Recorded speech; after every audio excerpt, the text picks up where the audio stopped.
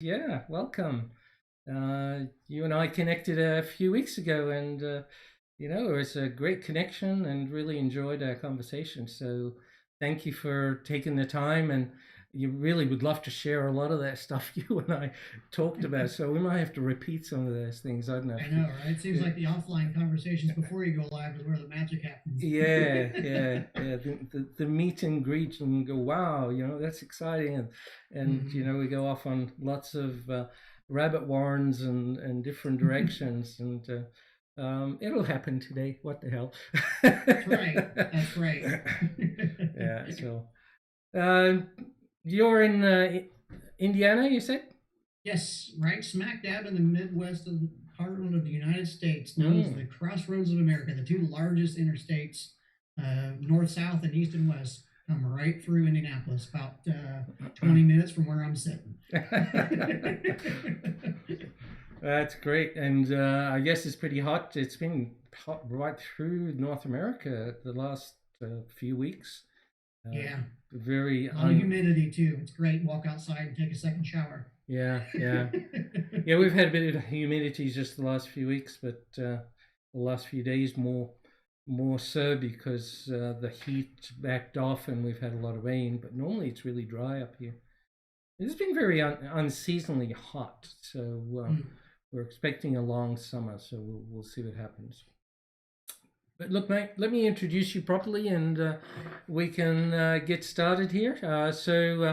Brandon Garrett has multiple degrees and professional licenses ranging from management to process improvement and consulting. I think you wore operations hats in some capacity in the past as well.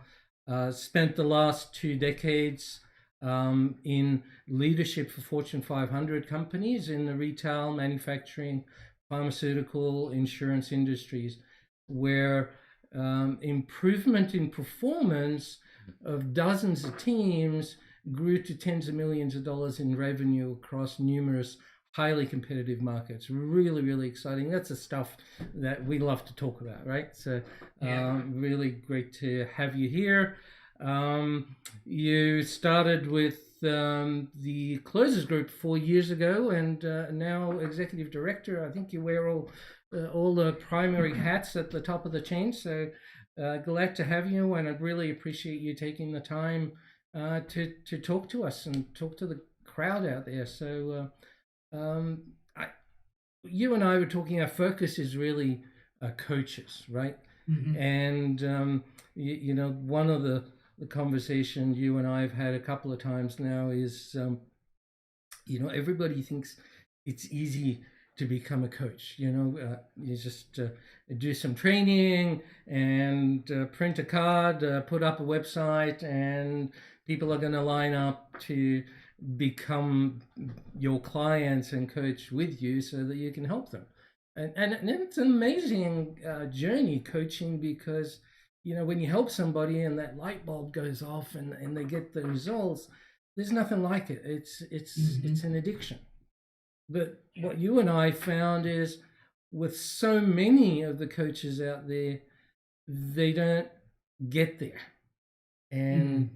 they don't get there because they didn't think of their coaching as a business. So, Hmm. uh, what's your experience with that? I know we're going to talk about this for probably more than the half hour, but Yeah, you're right. It's a pretty deep topic. I mean, and that feeling of the need for business acumen and things like that is always kind of been on the back burner when it comes to the entrepreneurship journey, right? They don't talk about that in high school when you go to career class. Like they don't tell you all that stuff, right? But within the coaching industry, what we have seen, and especially with most recently with the pandemic, right? yeah, In 2020, what most people don't realize is the coaching industry, at the peak of the pandemic, that 5 month span through the summer, actually grew in that time frame as much as it had in the five prior years yeah, combined. I I mean, believe you're that. talking like 10,000 new coaches a month, Wow. which Mm. a single month in 2020 represented an entire year of growth Yeah. in prior years. So there's this explosion of opportunity within the industry. But to your point, like It's because it's easy. It appears easy, right? You can work from home, you can travel, you can do all this stuff, Mm. and up to a certain point, that's true. But if you want to have long-term success, if you want to have longevity, if you want to have a robust business that provides you, a stable, income and provides you with the life that you're really looking to have, that requires a completely different skill set and level of business acumen and leadership that a lot of new coaches getting in the industry don't necessarily have, or if they do, it's been kind of like my background with being in a corporate setting. Like there's lots, I will be the first to admit, like there are lots of things that I can bring to the table, but I had a lot to learn on the entrepreneurial side of it. It's not just cut and paste going from one to the other.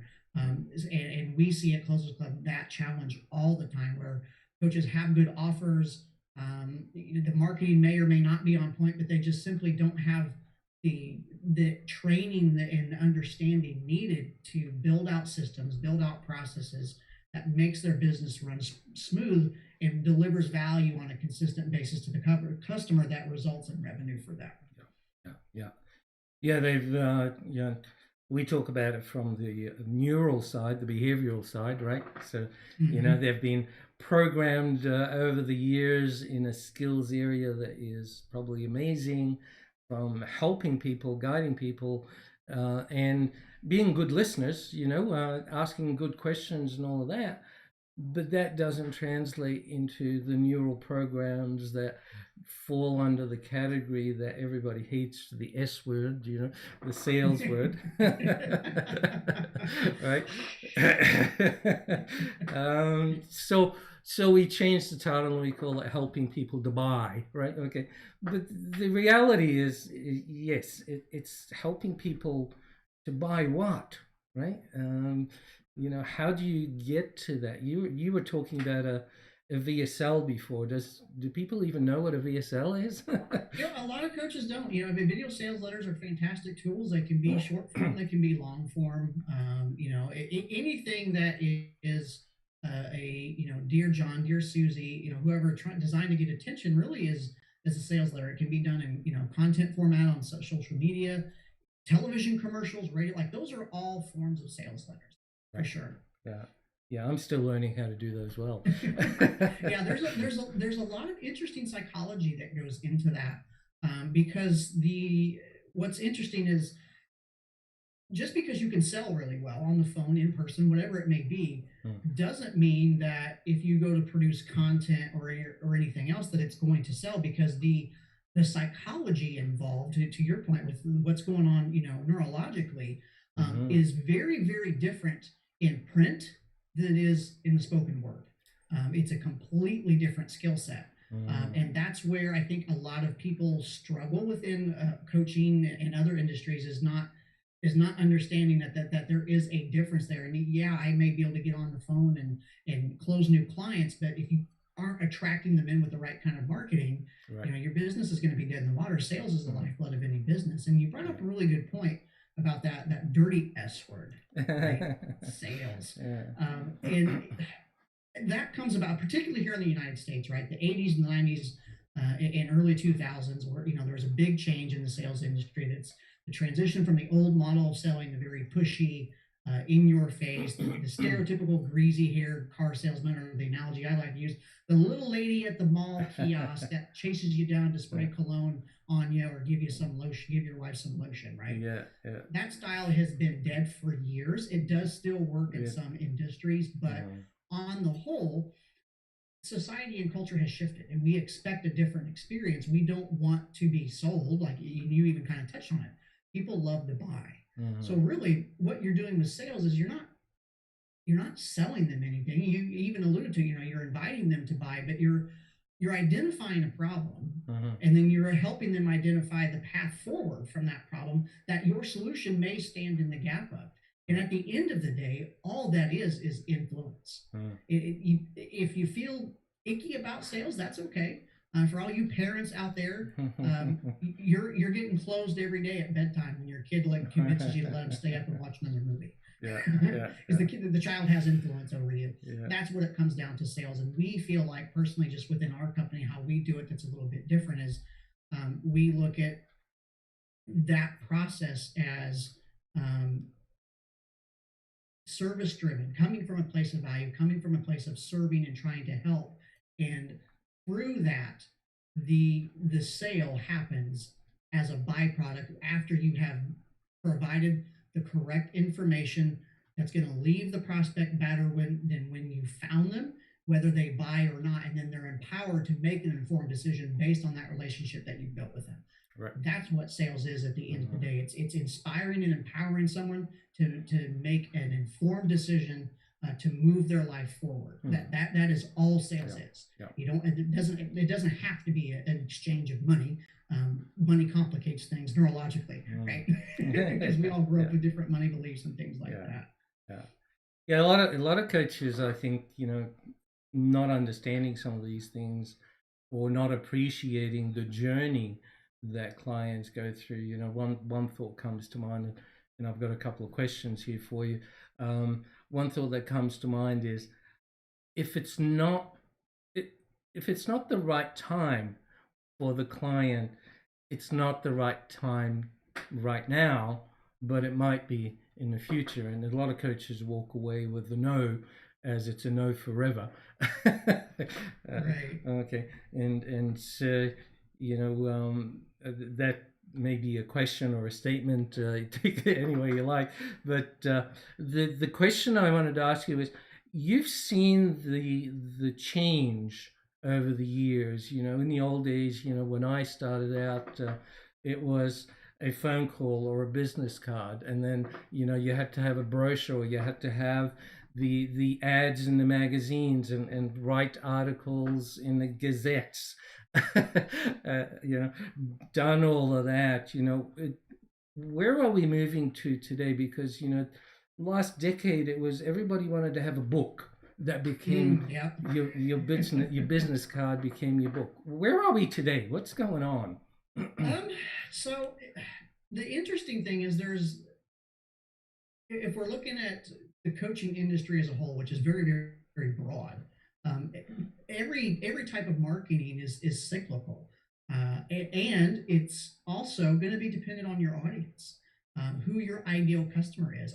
For example, I am friends with one of the largest. I can't disclose the name of the insurance carrier, but the largest insurance agent in the state of Indiana for a particular insurance carrier, and his marketing is the old school way. They send out mailers, little postcards, and he has, in the last 20 years, has built his business up to an astronomical size of an insurance company, because that works with who he's targeting. You flip it over to another friend I have in the same industry, with a different company.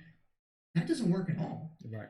So with regards to coaching in particular, you have to understand your audience, how they want to be touched, when they want to be touched, and how you can facilitate and deliver value through them. Like you, I remember the book thing where that was your business card, right? Because everyone will throw a business card away, but I don't know very many people that'll throw away a book. Yeah. Right. Yeah. But I think we're shifting more to what it's really about at its core. It's about relationship building. And some people are going to respond differently, but within the online portion of the industry, with the advent of technology now, I mean, we're seeing 5G is rolling out all over the place, which is we can go off on a rabbit hole on that, the science and health risk or whatever on that. But that technology in and of itself is really going to change the face of a lot of businesses, especially the advertising industry. If you look at the Asian market, they do a lot of VR advertising. Right. A lot of augmented reality advertising. That's the future of I see where any business is going to go if they want to stay competitive. There's always going to be channels that you can rely on. Yeah. Google Ads, Facebook, YouTube, whatever it is. But you have to be willing to go out of your comfort zone a little bit to capture new market share and bring new people in. So I see the marketing piece just continuing to go more and more digital, especially as younger generations start to kind of up and come into the business world. I mean, we're in a big transition phase, especially here in the United States. The The baby boomers are aging out of their businesses. How I do business and want to be marketed to is very different than my parents. It's very different than how I see my children use their iPhones and what things they click on and all that. Right. So again, it's just going to go back to that basics of how do you build a relationship with the person that you want to talk to. Yeah, yeah, yeah. And so are you also seeing video? Back to the VSL. It's becoming like a bit of a business card where maybe that's in my head. You can correct me if I'm wrong. Where a prospect gets to know you a little bit through Mhm. through seeing you function online, for instance. Right? Yeah, I mean, video is always going to be a powerful tool, especially in a post-COVID era. The transition to working from home, Zoom conferences, things like that is more mainstream now. So I think we will probably see an uptick in the use of video. Right. Whether it's not it's effective for any individual offer, you have to test it and see, because there are people out there making running 7, 8, 9-figure companies that don't run any video at all. Yeah. I mean, we here at Closers Club, you mentioned the VSL, like we just put together a webinar and launched it a couple weeks ago. But we grew to 11 million, 11, $12 million company without that. Right. We've been privileged to work with people like Jordan Belfort or some other really big RV wholesalers, some really big 8 and 9-figure brands that we do have a video for. Yep. Right. So again, it just goes back to that understanding the audience. But you're right. I think we will see an uptick in the use of video. Yep. I personally I'm starting to get more short videos and DMs on various social platforms. That's starting to become more of a normal thing. We kind of went through that transition of voice notes. Now people are starting to get more comfortable on video because they have to talk to their coworkers and all that kind of stuff. They're getting used to it. So I think it's always gonna be there, because that human interaction is so very important. And within the sales space, that interaction, that in-person or at least face-to-face interaction is very critical once you reach a certain price point. For lower ticket items, I would say on the whole, and this is painting with a really broad brush, but if you are $500 to maybe $900, somewhere in that range, and below that, you're kind of in the low ticket world. You don't necessarily need to concern yourself with the video or a lot of this other fancy stuff you hear coaches talk about. But once you start going to the 2, 5, 10, 20, I mean, we have clients that we work with that have 6-figure offers. That level of interaction becomes super important, because someone's not going to give you most likely $50,000 for a 1-year private coaching program if they don't know who the heck you are. Right. And if you're not making an effort to converse with them on a personal basis. Smaller purchases, most of the time you don't have that problem either. I mean, people don't think about, do I need to talk to a salesperson? Do I really need to talk to the salesperson when I go and upgrade my phone? No, you don't. Right. Now, do they provide some technical expertise to answer your questions? Oh yes, absolutely. But as far as actually providing value towards moving you towards the sale, that's not a situation when you find that. You really only see that when you start dealing with higher ticket. Right. Yeah. Yeah. That's interesting. So what you're really saying is understand your target. Understand.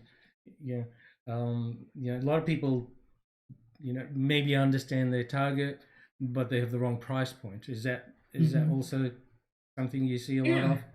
What we see with we get dozens of applications a month, and more often than not, what we see is at least now granted, the applications that we get for high ticket, we work exclusively with high ticket offers, $2,500 and up. What we tend to see is not overpricing by coaches, by consultants.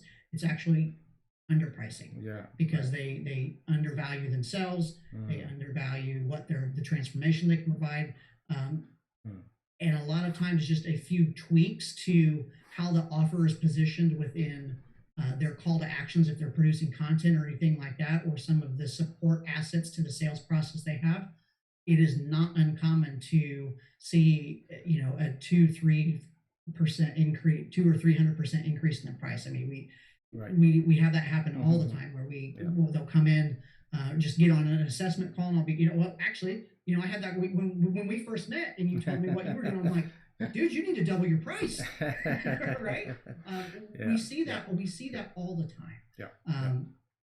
And you do reach a point where the market will tell you, no, that's enough, right? But most often you just need to make a few positional tweaks, and you're able to take your 5K offer to 10, or even 20 and beyond. I see, and that can be done rather rapidly too. Right. I guess all your coaches out there, you heard him. You better get in now before the price doubles. That is right. We actually did double our prices for 2021. So. Hey, one of the things that I was thinking as well is understanding your target market also requires understanding their spending capacity, right? Will they be comfortable paying $100,000 for, a consulting gig, or are they used to, not even paying themselves? They're not really comfortable with a impulse buy that's a six-figure impulse buy, right? Yeah, but you do have some very affluent buyers that will, just impulse buy something really, really big ticket. Yeah. Doesn't happen very often, I don't think, but there's a little bit of thought that goes in that. But again, it goes back, like you said, that understanding who you're targeting, and making sure, and that's probably, I think, one of the big disconnects that we see. And we're going to kind of turn the conversation a little serious here for everybody. The tendency with entrepreneurs is they have an idea and they go run with it. And I'm going to build this, I'm going to create this, and I'm going to go out there and sell it. And that is backwards, period. You need to know who you want to sell it to, who you want to work with, especially within the coaching industry, because your time as a human being is the most single, precious, and limited resource that you have. You can always make more money. You can always buy another house, buy another, whatever it is. But your time, your energy, your attention, your focus is your most precious resource. So when you're figuring out who you're going to sell to, it needs to be the right person, right? And then you need to discover what problems do they have, what challenges are they facing, and what skill set do I have that can help them solve that. And then you go build what they're asking for. Right. And then you position it and market it based on that feedback you get. It seems like what I'm telling you to do is backwards, but you need to go find out what they want to buy, and then you go sell it to them. You literally have to jump off the cliff and build the plane on the way down. Period. There is no other way. But the tendency is to rush into that, and then they don't get any feedback, and then they feel defeated. And then they go back to their job, or whatever it is. You have to know what you're selling and who you're selling to and why. Period. Otherwise, you're dead in the water. Yeah, it reminds me a little bit of the AccuMatch journey when I started building that was to solve a problem, and I was running a firm. And we had lots of clients and coaches working with clients, and so it was very easy to test and figure out what the gap was and what the market was looking for, and then build it after we identified the need for it, right? And that's very important in your industry within the SaaS software side. Development is very cash intensive. My goodness, it is one of the most cash intensive industries out there. So you have to make sure that product is going to land ahead of time. Coaching industry, you can move from offer to offer, but again, you're investing your time and your energy. You want to make sure you're going to get a return on that investment. Very interesting.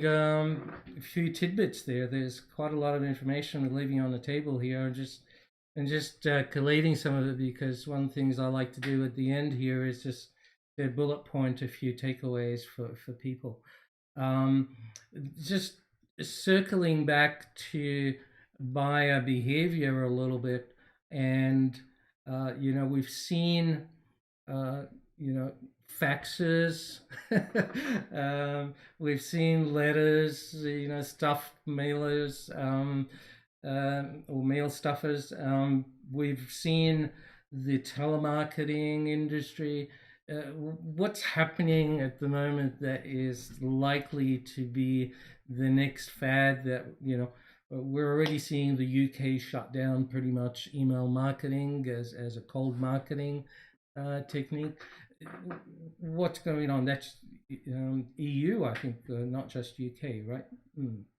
Yeah. Well, with all the craziness and the world was forever changed by the pandemic, so there's not ever going to be conversations about life or business or whatever um, that aren't going to be shaped by that. And I mention that because with a lot of the controversy around how social media platforms have as businesses have conducted themselves are really causing, to your point, government level intervention. So you're seeing lots of regulatory changes. Actually, big news. Today, there's a class action lawsuit that's been announced against Facebook and Twitter for some of the shenanigans they've been doing. So I see the regulation of the advertising and marketing portion of the industry probably getting a little more intense, but at the same time, you build a better mousetrap, you get a better mouse. Entrepreneurs are a savvy bunch. I truly believe in my heart of hearts that we are at where we are as a species because of entrepreneurs, and entrepreneurs are going to save the world. Look at, whether you like him or not, look at what Elon Musk has done in the last decade. Like, people think he's off his rocker. The dude is, I'm telling you, the dude is going to Mars. Like, it is going to happen. And it's that voracious appetite for improvement that no matter what happens, people are going to find their workarounds. I don't think we're going to see any sweeping changes that are going to have any long-term effects negatively necessarily. They're going to create blips in the radar, I think, because again, you build a better mousetrap, you're going to get a better mouse. But it's just unfortunate that a lot of government. I mean, you mentioned what's going on in the UK. There's probably going to be some overreach. There's probably going to be it happens all the time within multiple industries, especially here in the States. Like, businesses get a little bit too big, they get a little bit too squirrely, and then Uncle Sam comes in and says, no, you can't do that, and then they tighten things up, and then there's an economic contraction, and everything is cyclical.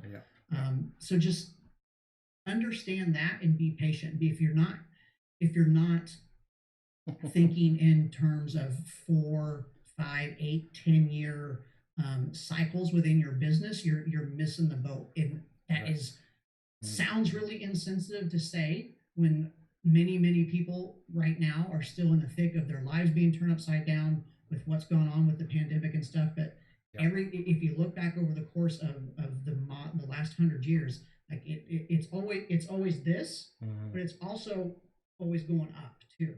You just have to be flexible and remain neutral and make the decisions that need to be made that are going to best serve your customer. That's going to deliver them value, provide them that relationship and that transformational experience that they're looking for. At the end of the day, that's what it's about. It's about relationships and influence. If you really have to go back to picking up the phone and dialing, then smile and dial. If you want to use ringless voicemail, that's a big trend I've seen in several industries, especially real estate and solar. It's very, very popular to use ringless voicemails now. Your phone doesn't even ring, and then all of a sudden you've got a voicemail. Great technology, but as that gets continued to be more widely used and abused, that's the problem with too many people that are trying to make money in the marketing industry. We all lose privileges when they abuse the privileges that we're given. That's what happens. It's where all the regulations come from. All our speed limits in Calgary are being reduced by 10 kilometers because same reason, right? Yeah.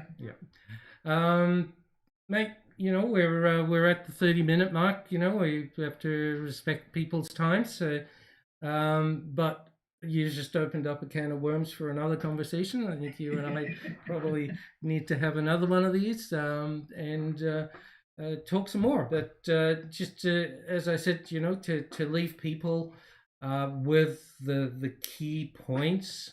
How would you summarize that? So if you're a coach out there, regardless of where you're at in the industry, in terms of your revenue, you have to be prepared to do the dirty work and build an actual business. Right. That